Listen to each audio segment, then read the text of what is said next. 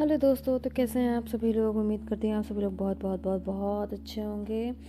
चलिए, बिना किसी देरी के, बिना किसी एक्स्ट्रा बकवास के कहानी को हम आगे बढ़ाते। शी एंड शी की कहानी को हमने जहाँ पे ख़त्म की थी, कहानी हम वहीं से शुरू करेंगे। पिछले के लिए मैं आपको थोड़ा सा एक रिकैप दे देती हूँ कि अभी तक हमने कहानी में क्या जाना हुआ है। कहानी में हमने अभी तक ये जाना हुआ है कि जो हमारे राइटर हैं उन्होंने बताया कि वो अपने कॉलेज के टाइम में ये उनके साथ जो हुई थी कहानी, वो कहाँ से कहानी आगे बढ़ी हुई है। वो अपने एम.कॉम कर रहे थे, उस टाइम उनकी फाइनल परीक्षा चल रही थी।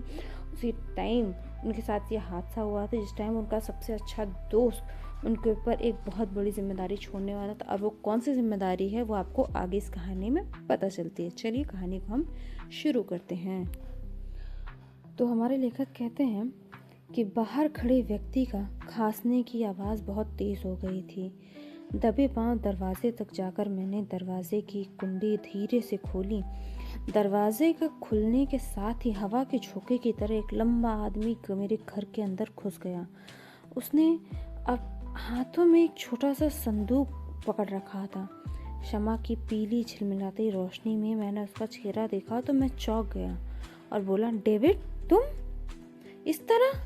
मैं बहुत ही घबराया हुआ था। मैंने उससे बहुत अचानक में पूछा। घबराते हुए चेहरे से उसकी तरफ देखा। वह दाएं हाथ में अपने सीने के बाएं भाग को दबाए हुए था। डेविड कहता है, तुमने ठीक पहचाना, मैं तुम्हारा दोस्त डेविड हूँ। वह तेजी सांसों को थाम हड़बड़ाता सा बोला, तुम मेरे सबसे अच्छे दोस्तों में से हो, जिन पे मैं आंख बंद करके विश्वास कर सकता हूँ। मेरी बात का इससे ज़्यादा अधिक मतलब मत लगाना। मेरी मौत बहुत नज़दीक है। इसका आभास मुझे बहुत पहले ही हो चुका है। इसी कारण से तुम मुझ पर दया करो और मेरी बात को बहुत ध्यान से सुनो। मैं जो कह रहा हूँ। मैं कहता हूँ, डेविड, इसमें दया की क्या बात है? तुम कहो, मैं सब कुछ सुनने को तैयार हूँ। वह उखड़ती सांसों के खांसते खांसते बोला, अपनी मृत्यु के पूर्व मैं अपनी संपत्ति, अपना प्रिय बेटा तुम्हारे लिए छोड़कर जा रहा हूँ। मैं तुम्हें देकर जा रहा हूँ। मैं घबराया हुआ उससे पूछा, तो तुम्हारा एक बेटा भी है? वो कहता है, हाँ दोस्त, यह बात मैंने तुमसे छुपाए रखी। मेरी शादी बहुत कम उम्र में ही हो गई थी। हाल ही में मेरी पत्नी ने एक सुंदर से बच्चे को जन्म दिया और उसकी मृत्यु की गोद में सो गई।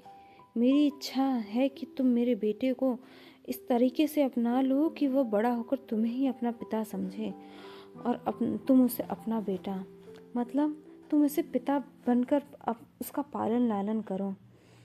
मैं हबड़ाते हुए पूछा, एक बच्चा, बच्चे का पिता?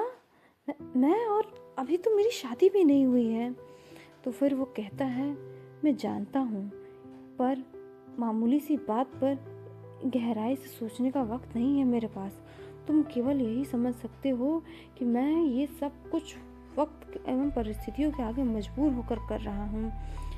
डेविड, मैंने कहा, हाँ देखो, तुम ना मत करना, और फिर मैं किसी और पर इस भरोसा नहीं कर सकता हूँ।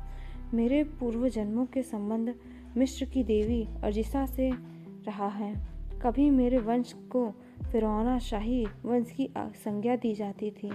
सैनिक कमांडर काली कुतो अपने समय का अपरिजेय योद्धा था। उसका विवाह शाही वंश की राजकुमारियों से हुआ था।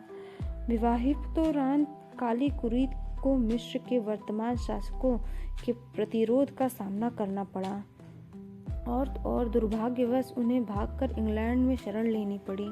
तभी तो हमारे वंश को डेविड की उपाधि मिली। मेरे वंश इसी नाम से विख्यात हुआ। ये संदूक, डेविड उस छोटे से संदूक को मेज पर रखते हुए बोला, इसमें मेरे वंश से संबंध रखने वाले ढेरे सारे कागजात हैं। इनका अध्ययन तुम्हें मेरे वंश से पूर्णतः परिचित करा देगा।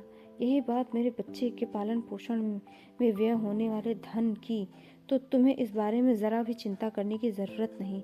इंग्लैंड में मेरे पूर्वज मेरे नाम इतनी संपत्ति छोड़ गए हैं जितनी किसी सम्राट के पास भी न होगी। तुम और मेरा बेटा दोनों जीवन भर उड़ाते रहे तब भी वह संपत्ति कम नहीं पड़ेगी।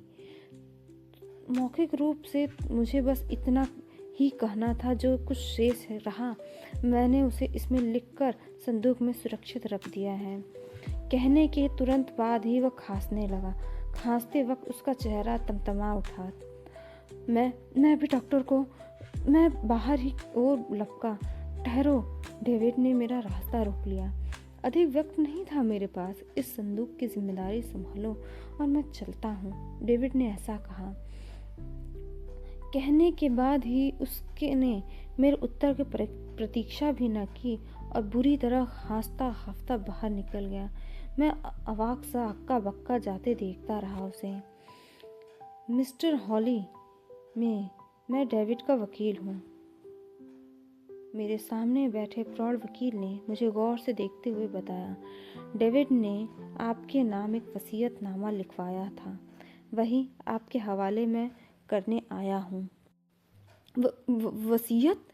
मेरी सांस जहाँ तहाँ तक चली रुकी रही थी। तो क्या मेरे मित्र डेविड इस दुनिया में नहीं रहा? वेट करिए, लाइक शेयर एंड सब्सक्राइब करिए। Thank you so much for your watching.